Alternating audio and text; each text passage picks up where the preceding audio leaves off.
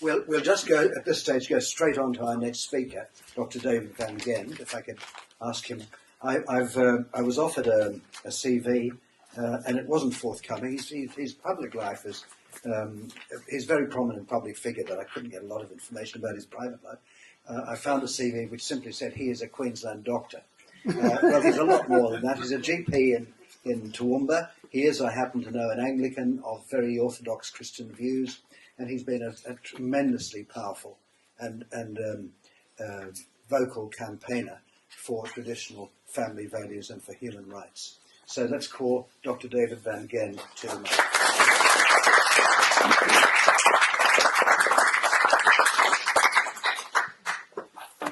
Thank you, David. As past president of Campion, Dr. Morrissey, Carl, Sophie, Ed, and other governors who might be here in this wonderful, wonderful institution that is acting like that seed that is going to be sown on good soil and bear much fruit, isn't it, over the years. Now, David, I did send a very short, slightly longer bio, but it didn't say much more than that, other than to say that my main claim to fame, apart from being father of 3 fine adult sons, was that I did live for 6 months on Grove Road in Beaconsfield, 5 doors down from Chesterton's house. and I mentioned it in an edition of the newsletter, but if anyone hadn't heard, my little pilgrimage in the morning was to walk up past Chesterton's home and look at the long thatched crazy study. And then depending on the hour of the day, I would go to the pub, the White Hart. And I went to the pub and asked the girl behind the counter, tell me, where did Chesterton and his mates have a beer? Because I want to go and have a beer in that room. And she said, who? I said, take me to your leader. So she did, and the leader was about a year older, and he came out, and he said, oh, yeah, we used to have some display about that guy, yeah, anyway. So he may not be a saint, he may be a prophet, but a prophet is not without honour except in his hometown. And I tried to smuggle some beer out. I'd lost it by the time I got round the corner to his grave, just round the corner from the pub. I couldn't find it at first, and an old guy with a dog was walking, and I said, can you show me where Chesterton's grave is, because it's a big graveyard? And he pointed, and I went over and I sat down, and he walked past a minute later and he said, you just might like to know, my father was a master tailor, and he used to make the cloaks for Chesterton. So how good was that?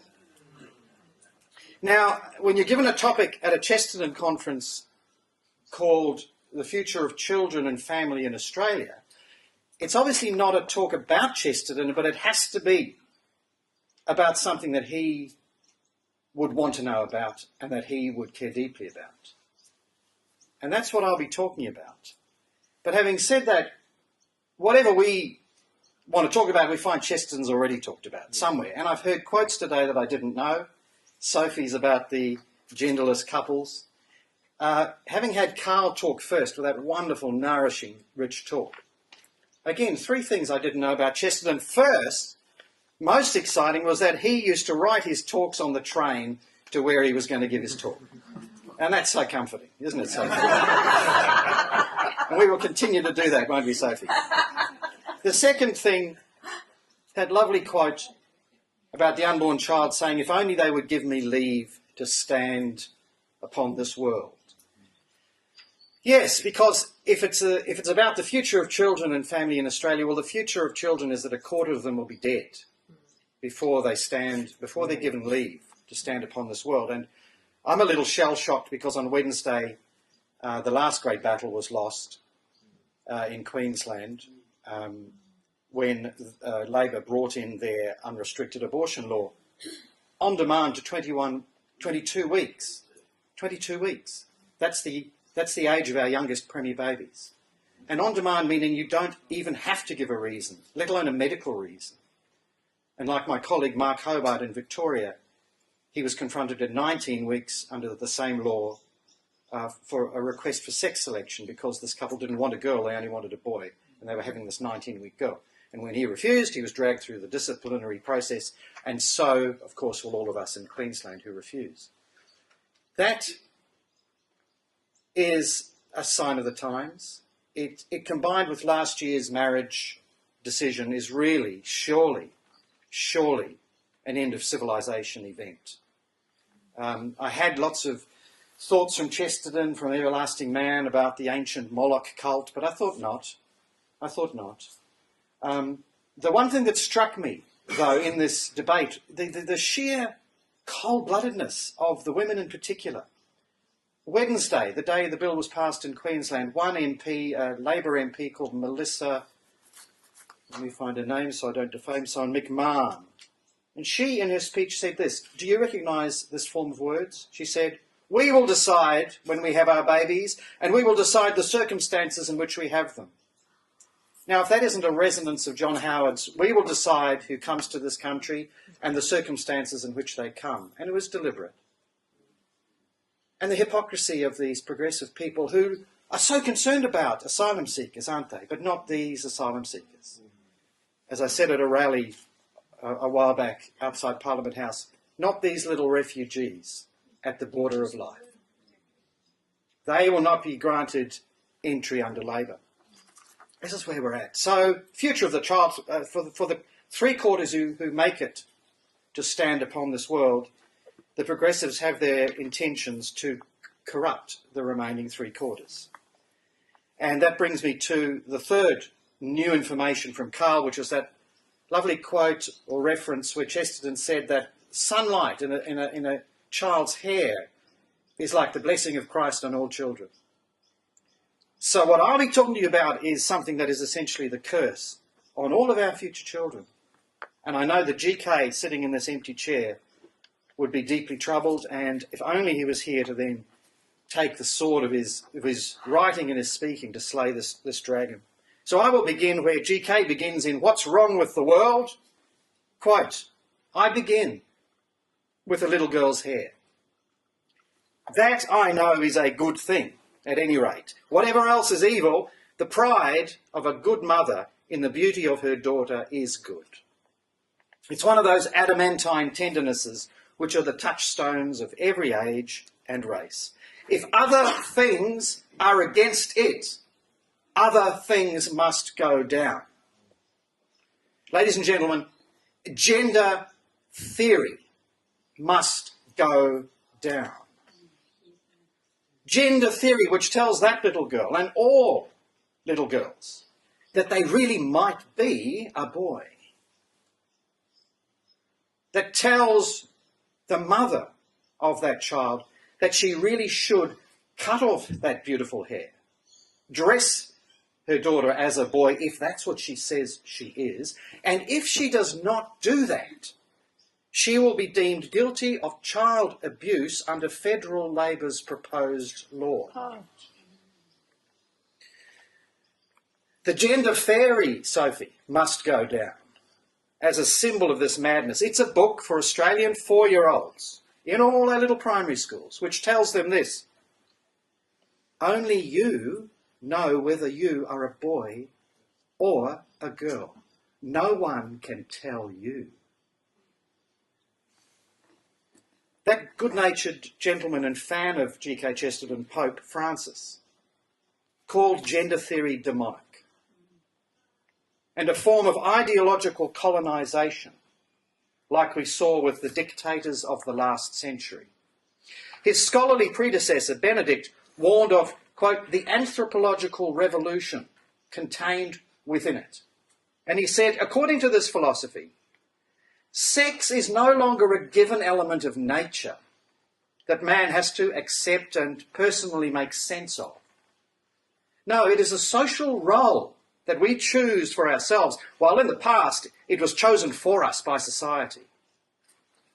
People dispute the idea, says Benedict, that they have a nature given by their bodily identity that serves as a defining element of the human being, end quote.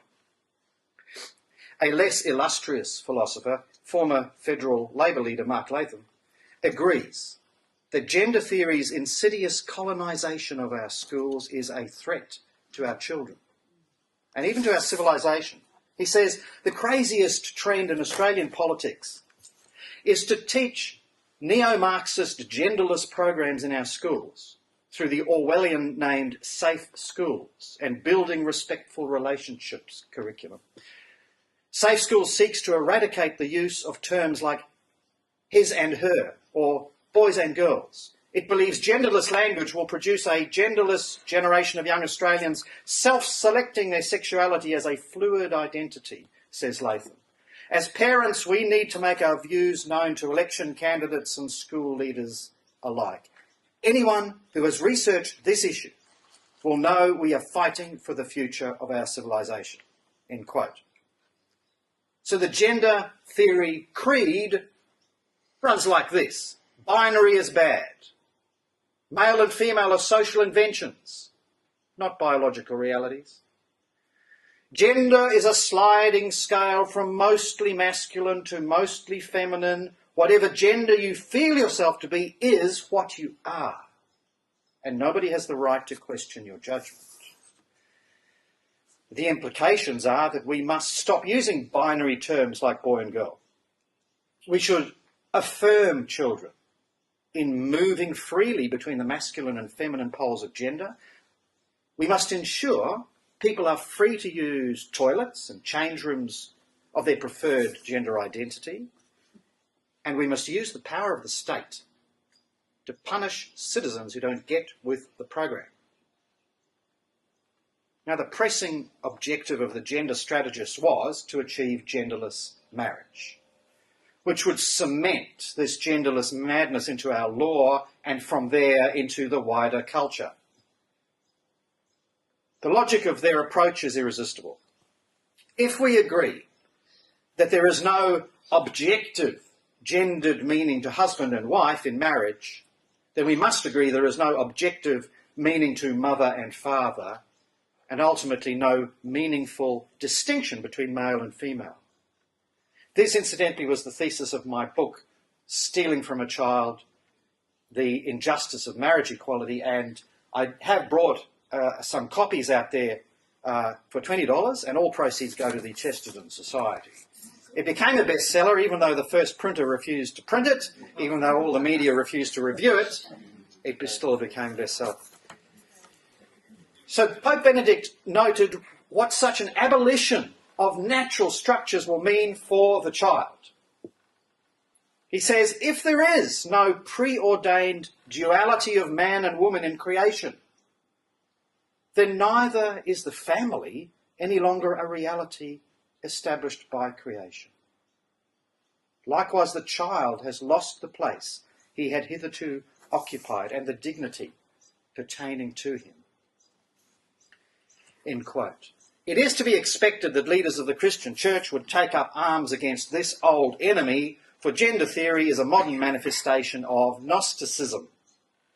This ancient warp of the human mind blossomed, as you know, from the second Christian century as a series of heresies, viewing the material world as less than real and defining reality by a secret inner knowledge, or gnosis.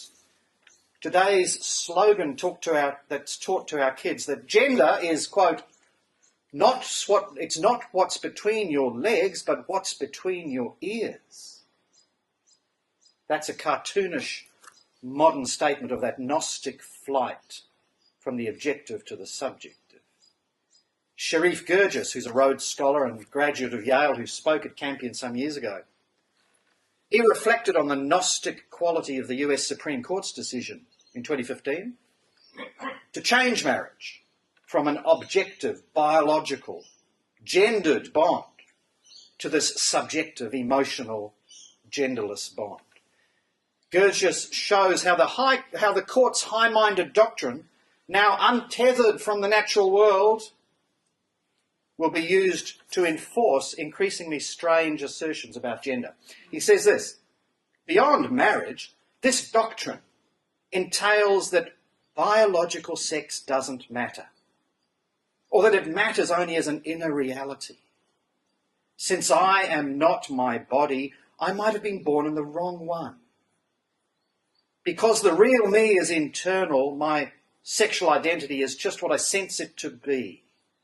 The Supreme Court, says Gurgis, didn't simply free people to live by the new Gnosticism.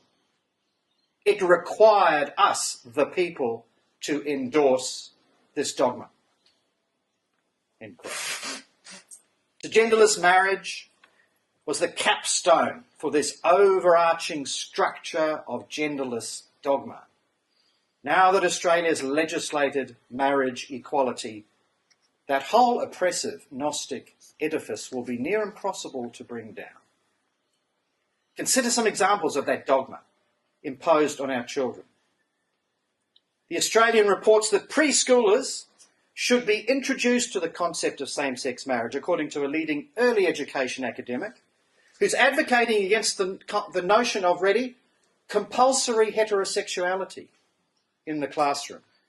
Melbourne University researcher Kylie Smith, a contributor to the education curriculum in Victoria, has published a paper about the importance of political activism in the early childhood sector. Focusing on the marriage equality debate and ideas around gender, echoing proponents of the controversial Safe Schools program, Dr. Smith laments the degree to which early education resources represent gender and sexuality as fixed rather than fluid. She refers to her experience teaching Lydia, who had said she wanted to grow up to be a boy. She had told the young girl that, quote, it might not be easy, but she can and people like doctors can help her, end quote. The paper was titled, And the Princesses Married and Lived Happily Ever After, Challenging Compulsory Heterosexuality in the Early Childhood Classrooms, end quote. Right, just pause there. Ask yourself, what experiences, what conflicts might have made little Lydia so unhappy about being a girl? And ask by what authority a university academic encourages a little girl in her quest to become a boy. And by what authority do other academics, like the transgender Margot Fink, impose their Gnostic notions on our children in an entirely unchallenged way? For that is what Margot Fink does as director of the Safe Schools All of Us program, which is rolling out across the country now and has been for some years, with its glossy promulgation of transgenderism and gender theory. Fink is also the main editor of OMG I'm Trans, with the redoubtable Ros Ward on the team. And her column on page 6 is pure gender dogma for our children. Quote, for a lot of people, gender might not be strictly male or female. It could be somewhere in between, or something else entirely. I have friends who experience gender more fluidly. It can shift and change over time. An important thing to understand is gender isn't about the physical stuff. It's much more about how you identify and how you feel most comfortable. It's not your body, not the sex you were assigned at birth, and definitely not what anyone else thinks, end quote. Government funded. Spoiler alert, says this document. Spoiler alert. It's a total lie that all guys have dicks, that all girls have vaginas, end quote. This is the document that teaches confused students, as Sophie mentioned, how to conceal their unwanted gender's sexual features by chest binding or penis tucking. Fink reports uncritically on, quote, a lot of great options for students to transition, including hormone treatments and genital surgery, as if such an approach was harmless or uncontroversial. Worse than that, one Safe Schools document which escaped the federal government's review in March 2016, it subverts the role of parents in the care of their gender-confused child. The Guide to Supporting a Student to Affirm or Transition Gender Identity at School says this: if a student does not have family or carer support, a decision to proceed with the process should be made based on the school's duty of care for the student's well-being and their level of maturity to make decisions. It may be possible, this is the point, to consider a student a mature minor and able to make decisions without parental consent at our state schools. Oh, the urgency of gender activism at schools. Press on, teachers, even if the parents don't want you to do it. Press on, because you might be caught out by the awkward fact that the vast majority of gender-confused students will get over their confusion around puberty and live as their natural sex if you leave them alone. Press on, no time to lose. And so new programs keep rolling off the press.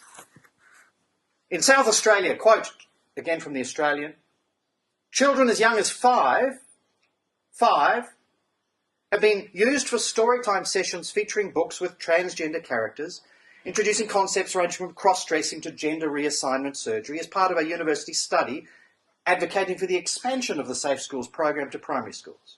One of the books, My New Daddy, written by transgender author and LGBT right activists Lily Mosiano, follows the tale of a young boy who's told by his mother that nature made a mistake and she should have been born as a boy like him. Quote, Mummy begins transitioning and Charles calls her Daddy. Daddy goes to see a doctor and has an operation. Charles now has a new daddy who loves him and he loves his daddy. End quote. This is the world the radicals are creating for our kids, where Mosiano's character tells our 5-year-olds, now I am a lucky little boy because my mummy is my new daddy, he will always love me and I will always love him. Gender theory must go down. We need a medical opinion. A leading authority on gender confusion is Dr. Paul McHugh. He's a distinguished service professor of psychiatry at Johns Hopkins University, Baltimore. The Johns Hopkins Medical School led the world in surgery for transgender adults back in the 60s. It also led the world in rejecting the practice in the 70s. And Paul McHugh was in the midst of it as the senior psychiatrist. As recently as August 2016, the New Atlantist called Paul McHugh, quote, arguably the most important American psychiatrist of the last half-century. Now, McHugh explains, Johns Hopkins stopped doing the transgender surgery that they themselves had pioneered because the adults who had undergone surgery, quote, were little changed in their psychological condition. And he says, the hope that they would emerge from their emotional difficulties to flourish psychologically had not been fulfilled. We saw the results as demonstrating that just as these men enjoyed cross-dressing as women before the operation, so they enjoyed cross-living after it. But they were no better in their psychological integration or any easier to live with. With these facts in hand, says Paul McHugh, I concluded that Johns Hopkins was fundamentally cooperating with mental illness. We psychiatrists, I thought, would do better to concentrate on trying to fix their minds and not their genitalia, end quote. The essence, says McHugh, of the troubled transgender mindset is a disorder of assumption. This is very important. Writing in 2015, he gives an illuminating analogy with anorexia, which is another condition where the patient is utterly convinced that she is obese and needing to diet. She really believes that. Whereas in fact she's dangerously thin and suffering a mistaken perception, a delusion of body form. McHugh says that gender dysphoria belongs in the family of similarly disordered assumptions about the body, such as anorexia nervosa and body dysmorphic disorder. Its treatment should not be directed at the body with surgery and hormones, any more than one treats obesity-fearing anorexic patients with liposuction. The treatment should, says McHugh, strive to correct the false, problematic nature of the assumption and to resolve the psychosocial conflicts provoking it. End quote. That's a doctor speaking, not an activist. One young woman who struggled with that disordered assumption of anorexia, Moira Fleming, wonders why transgender delusions are treated differently. And she wrote, I approach this topic with a wrenching awareness of what it feels like to be disconnected from your body. to hate with every fibre of your being the way you look in the mirror, and to be willing to undergo great feats of self-mutilation to achieve a vision that is always just out of grasp.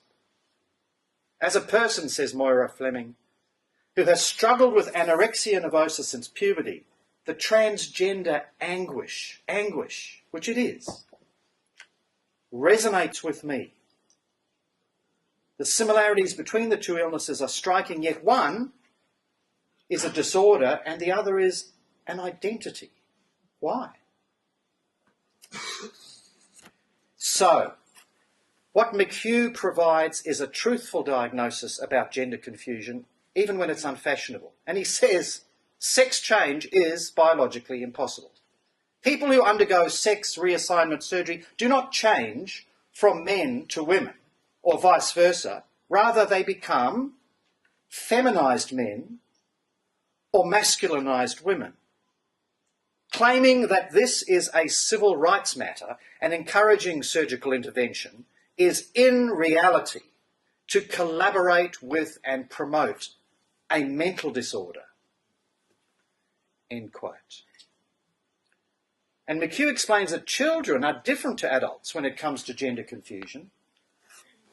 He says most young boys and girls who come seeking sex reassignment are utterly different from the typical adult. They have no erotic interest driving their quest. Rather, they come with psychosocial issues, conflicts over the prospects, expectations and roles that they sense are attached to their given sex. They presume that sex reassignment will ease or resolve these conflicts, end quote. Some very interesting examples of real-life psychosocial conflicts in children are given by Dr. Kenneth Zucker, who used to run Canada's largest clinic for childhood gender dysphoria. He says, for example, when asked why he wanted to be a girl, one 7-year-old boy said that it was because he did not like to sweat, and only boys sweat. He also commented that he wanted to be a girl because he liked to read, and girls read better than boys. An 8-year-old child at this clinic commented that girls are treated better than boys by their parents, and the teacher only yells at the boys. So just imagine his fragility, right? Zucker continues, this child's view was that if he was a girl, then his parents would be nicer to him, and he would get into less trouble at school. Fair enough. One 5-year-old boy talked about having a girl's brain because he liked Barbie dolls. End quote. Now, medical experts who recommend watchful waiting for these muddled young children, rather than putting them on the path of gender transitioning, they do so because we know, as surely as we know anything in this field, that the majority of young people who say they're in the wrong body will simply get over their confusion around puberty when their body starts sending them clear messages about, I am a girl, I am a boy. This was the experience, for example, of British actor Rupert Everett. He told the Sunday Times in June 2016 that for a period of childhood he dressed exclusively as a girl. He said, I really, really wanted to be a girl. Thank God the world of now wasn't then, because I'd be on hormones and I'd be a woman. After I was 15, says Rupert Everett, I never wanted to be a woman again. Puberty. Paul McHugh gives the figures. He says, when children who reported transgender feelings were tracked without medical or surgical treatment at both Vanderbilt University and London's Portman Clinic, 70% to 80% of them spontaneously lost those feelings. End quote. So if 3/4 of young transgender confused children, and it's higher in other studies, if they will no longer think of themselves as transgender just a few years later, why the pressure by safe schools to affirm them and facilitate their transition? McHugh spoke up for those children, most likely to suffer harm at the hands of these gender ideologues in our schools. He said, "This subgroup consists of young men and women susceptible to suggestion from everything is normal sex education, amplified by internet chat groups. These are the transgender subjects most like anorexia nervosa patients. They become persuaded that seeking a drastic physical change will banish their psychosocial problems. Diversity counsellors," says McHugh, "in their schools, rather like cult leaders, may encourage these young people to distance themselves from their families and offer them advice on rebutting arguments against having transgender surgery," end quote. This susceptibility to suggestion from adults is profound. In 2015, the Australian newspaper reported the skyrocketing cases of gender confusion presenting to Melbourne's Royal Children's Hospital that, of course, coincided with the rollout of safe schools. Quote, "From one child in 2003, the hospital expects to see 200 this year." It's way up over that now. Now, with that uncensored version of safe schools now compulsory in every Victorian high school this year, and primary school versions flourishing under different names around the country, what hope is there for impressionable children to escape the suggestive power of everything is normal sex education? The only solution, the only hope, is to sweep away this gender ideology muddle and restore sound clinical insight. As Paul McHugh says, what is needed now is public clamour for coherent science, biological and therapeutic science, examining the real effects of these efforts to support transgendering. But is that likely, end quote, is that likely to happen anytime soon? When the forces of political correctness intimidate clinicians and teachers and even parents from speaking their mind.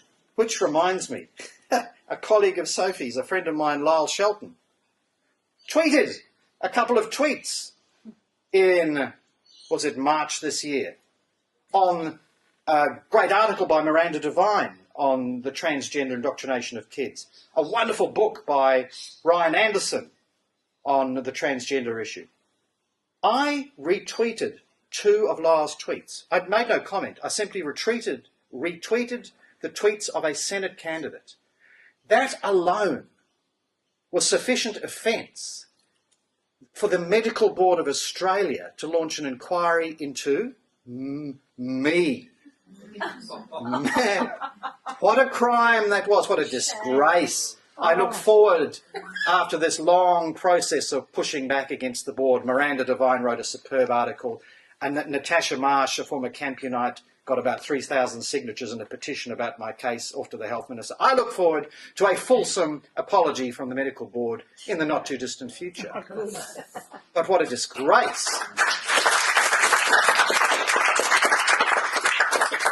Again, it's a sign of the times. They try and intimidate the least indication of unacceptable attitudes in you, the populace.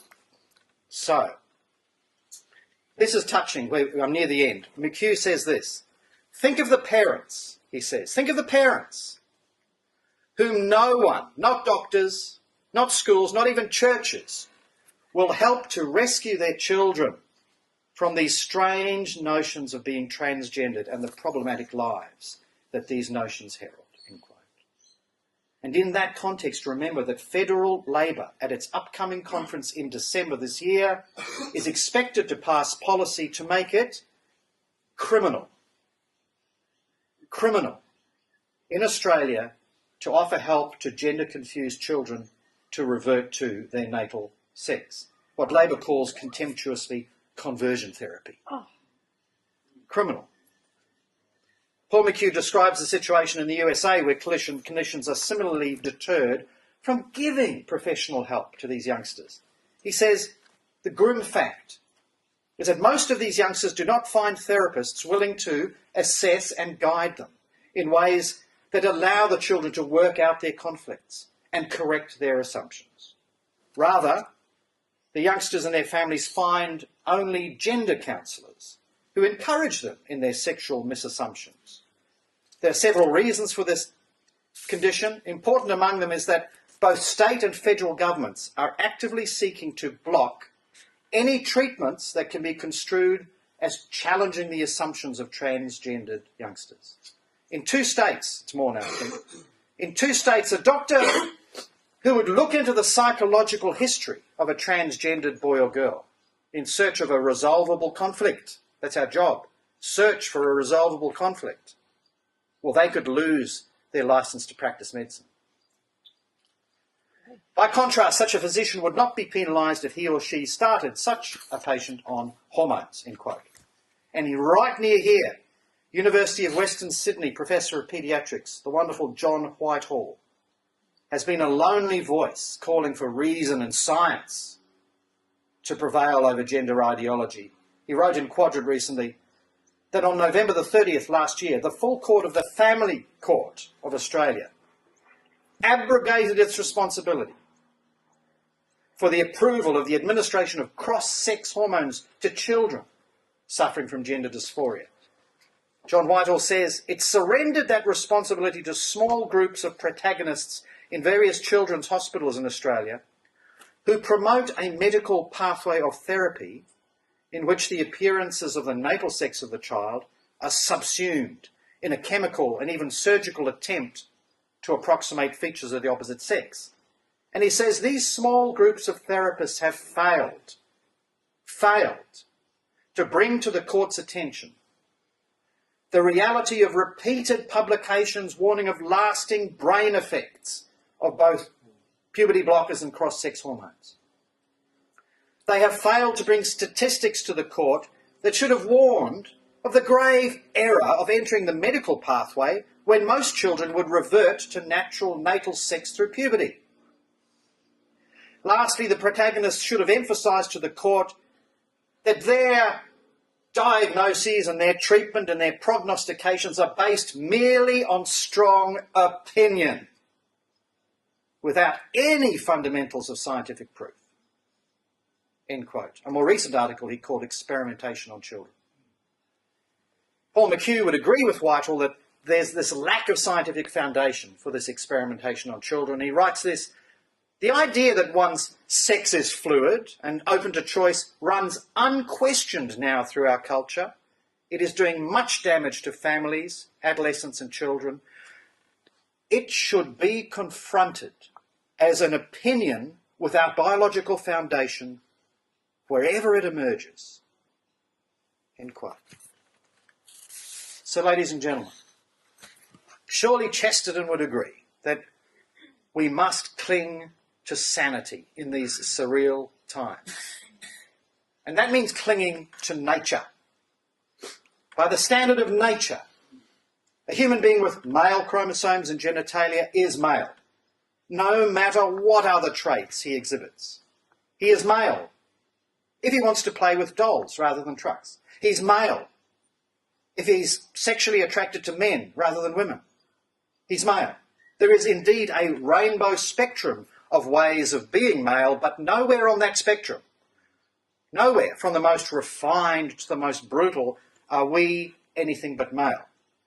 That is where gender realists part ways from gender Gnostics. We accept that we're defined by nature, while affirming that vast variety of ways to be male. They do not accept that we are defined by nature.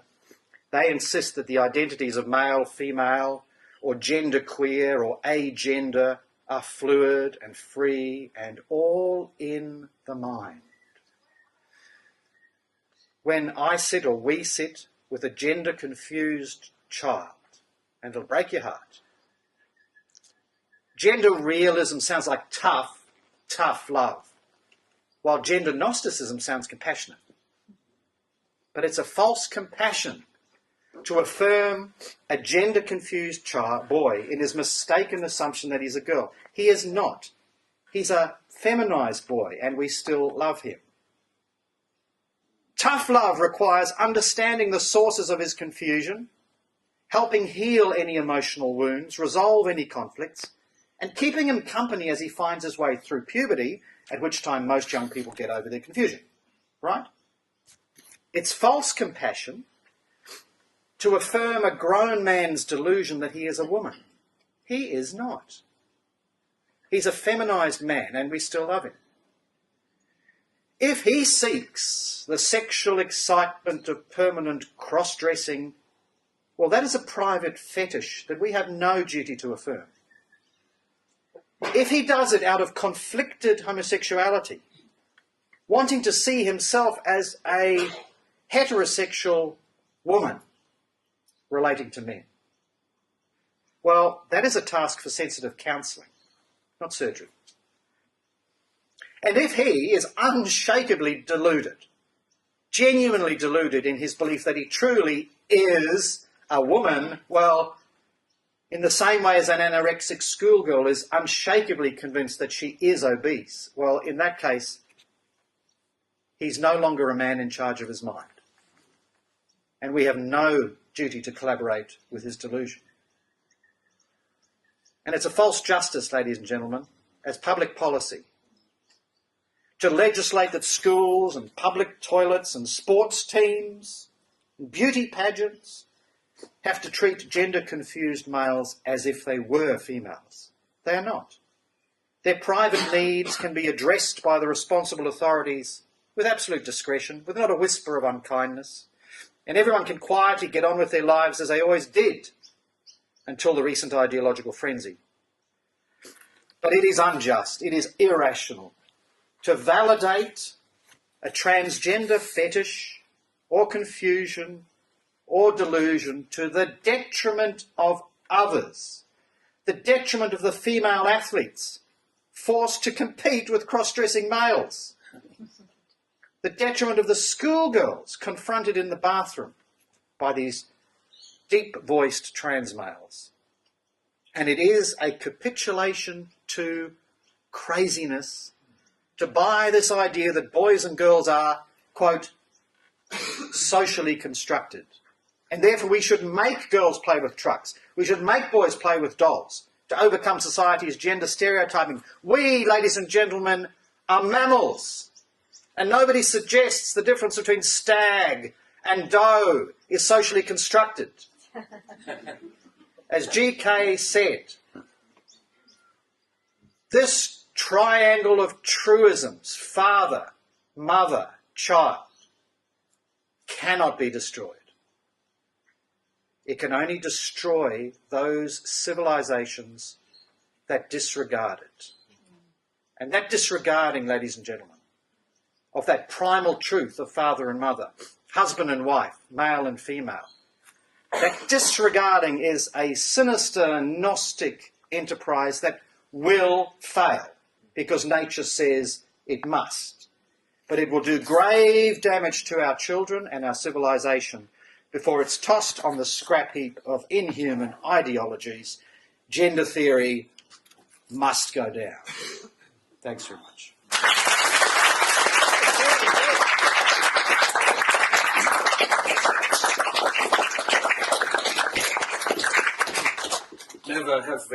Never have, speaking for myself, never have I heard two papers more profoundly disturbing in their content, nor more splendidly and lucidly delivered. So thank you both. There is time for discussion, I think, isn't there, Carl? So would anybody like to raise any matters, ask any questions of either of the speakers? Lady down the back of the door? Yeah. For David Van Genny,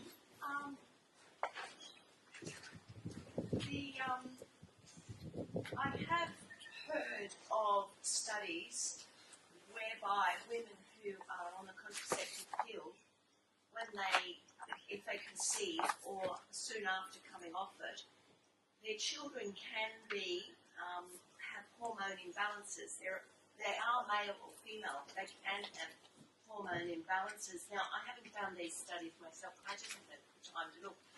Is this part of the issue?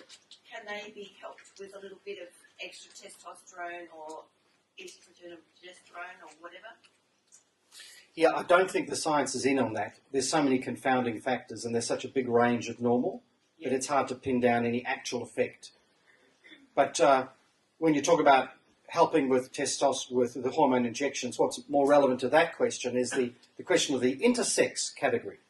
Now remember, that is vanishingly rare. True intersex cases, that is where babies are born with such terrible deformities, genital deformities that you can't tell if they're male or female, is about 1 in 5,000. Not the political lies you hear out there that it's 2 in 100. 1 in 5,000. But they also try and include cases like you're talking about where you're deficient in certain hormones. I have a patient with Klinefelter's syndrome. He's got an extra X chromosome, XXY. But he is a big labourer.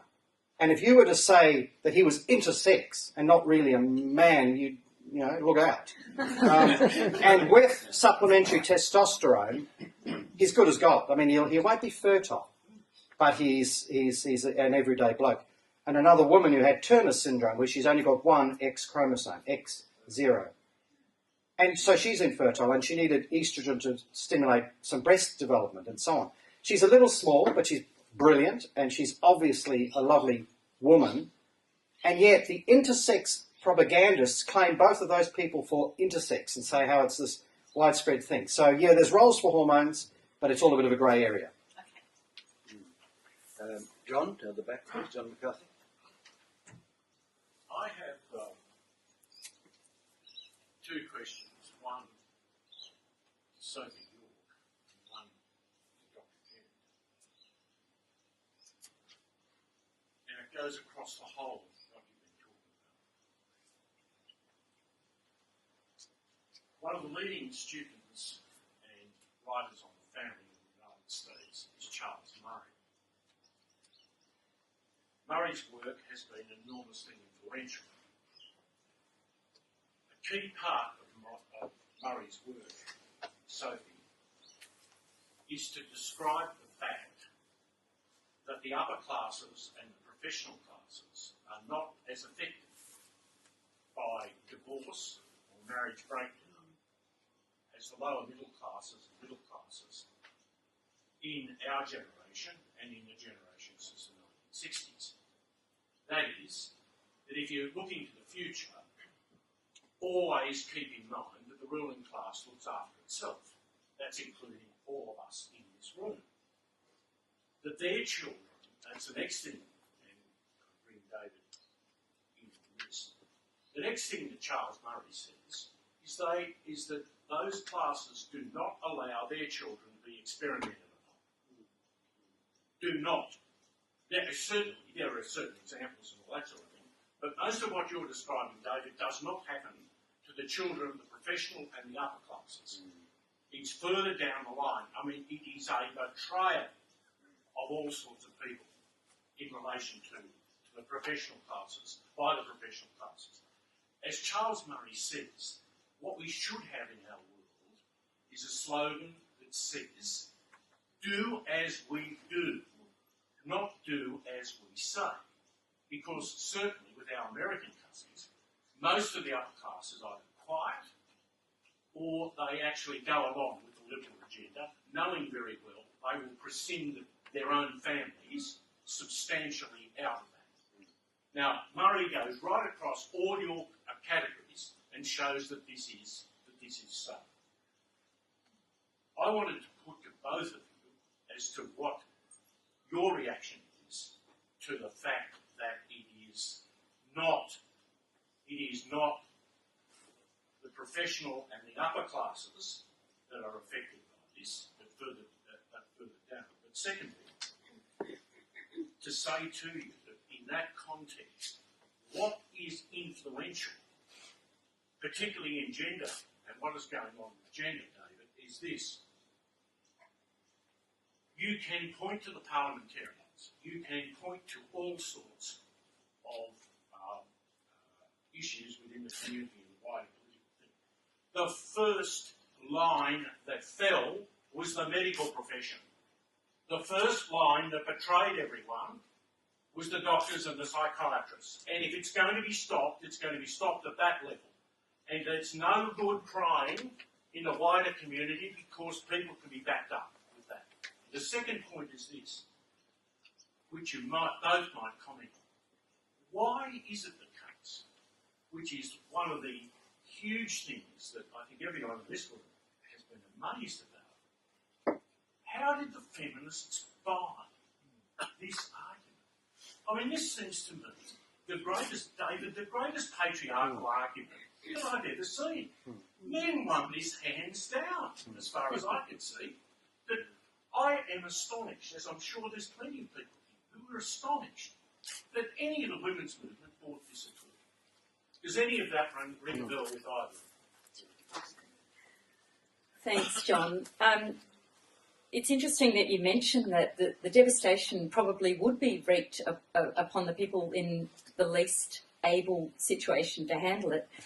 Someone told me that Premier Daniels in Victoria, it's mandatory in Victoria, the Safe Schools program, sends his children to schools that don't have it. Of course not. Yes. So, isn't that fascinating that they can all be experimented upon, but don't bring that circus into my household, my precious children. You reminded me of Patrick Mitchell. He was on Channel 9. His mother, to her credit, went on Channel 9 and told her story. She was raising her son as a single mum, and he obviously was very close to his mum, wanted to be like her. When he was about 14, thought, I actually want to be a woman. I love her so much. And again, there's that sort of that history of the pathology. And so she gave him her estrogen tablets so that he would retain his soft features and so forth. And he grew breasts. And by the age of 16, actually, he started thinking, oh, I think I want to be a man. Children, alert the media, children sometimes change their minds. And so they then wanted to get him to have a mastectomy, and no Australian surgeon would touch him. So the last I heard, they're in the UK looking for someone who would do this surgery. But obviously, when you say that the doctors caved in, I spoke to John Whitehall about it, and he said there would have had to have been some sort of, I mean, she was able to get extra hormones to give to her child. He suspects that there was some complicit doctors who have bought the whole bull, if you like, and are going along with it and want to see how all this unfolds. And some of them have anger at the heart of it, and they want to get revenge for past patriarchy and things like that. So they want to try this new experiment. But the bottom line, what I saw on TV was a young man who was very forgiving of his mother, which was very beautiful. But it's sad because he is now going to have his body cut to, he'll have to live with that, and I mean, I guess he'll wonder about that in years to come. What was she thinking? I don't know whether it will affect his fertility or not, but anyway, he's just one. We know there are countless others where strange things are going on, and they are being shunted down a corridor which is very damaging and dangerous, and it'll be very sad for those children. I suspect there will be a Royal Commission in decades to come, and that's why Rowan Dean, a friend of mine the other night, in a speech he said, if you are being told these things in schools and children come home and tell their parents, get the names of those teachers, because you are going to give evidence about them in years to come.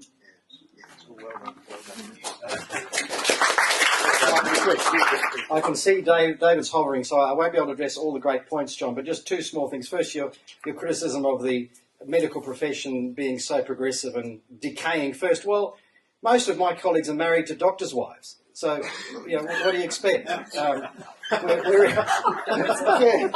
from Sophie and my wife, they're all so far left that, of course, that's the culture of medicine now, and I take your point. I don't know how we're going to reverse that. But on your last point about the feminists and why are they caving to this, yeah, sure. Most of them, in the hierarchy of identity groups, I suppose the sort of gender stuff is even above their feminism. But with honourable exceptions, I'll have to censor it, but do you remember the redoubtable Germaine Greer? Yes.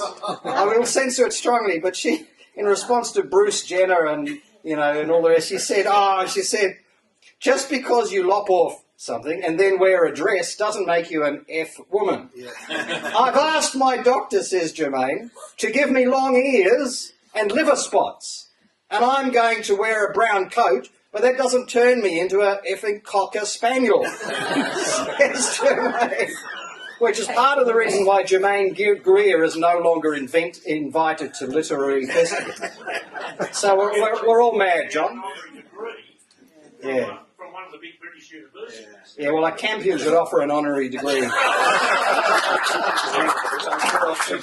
nothing queer about Greer. We have to, look, we have to stop. We have to stop. I'm sorry, we've got to maintain the schedule.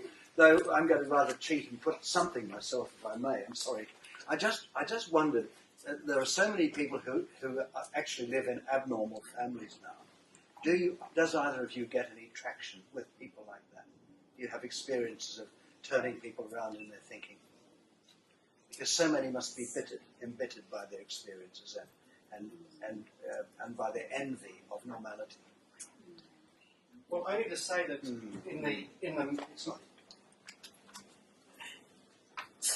only to say that in the marriage campaign there were many fine LGB individuals. Not only our friends, who worked with us, and one of them endorses my book out there, but anonymous calls. A lovely lady rang up and said she'd been living in a lesbian relationship. She'd actually read my book and said she was unbelieving for the first third, furious for the second, and wept for the third. And at the end of that, she had to leave her relationship. I don't know this lady, and she's. At the time, I think she was moving towards a Christian reassessment of things. So, and a man who rang me from Melbourne to say thank you for a gay man. He said, "Look, thank you for standing up for those of us who are unhappy with our same-sex attraction, who know that we're told we're traitors if we dare think of changing. But the most beautiful experience in my life," he said, "has been counselling I've had from an American psychologist, friend of mine in America, by the internet, a brilliant psychologist. And I've never felt so free in my life. I've never felt so happy in my life. And I just wanted to say, keep standing up for us tiny minorities who are treated as pariahs because we dare to question the party line on the ability of those with unwanted same-sex attraction to modify it and maximise their heterosexual potential." This is also coming to the Labor Party conference in December. They're going to criminalise any attempt for doctors or psychologists to respect the liberty of our fellow citizens to pursue their happiness, to seek help, to modify unwanted things. So, in a way, the good people in the LGBT community, and there's many decent people who, of course, never choose this orientation. It's something that arises from unconscious things they don't even understand. There's many good people out there. They're the ones who suffer, and they're the ones we stand with. And we've had, Sophie, many beautiful times standing alongside them, even Keith Mills at one of our opening conferences, a gay guy from Ireland. So it's, as I'd say, it's complicated. Thank you, Dave. I apologise for misusing my position as chairman by offering another question. So we've just gone a few minutes over, Carla. Please, let's acclaim our speakers.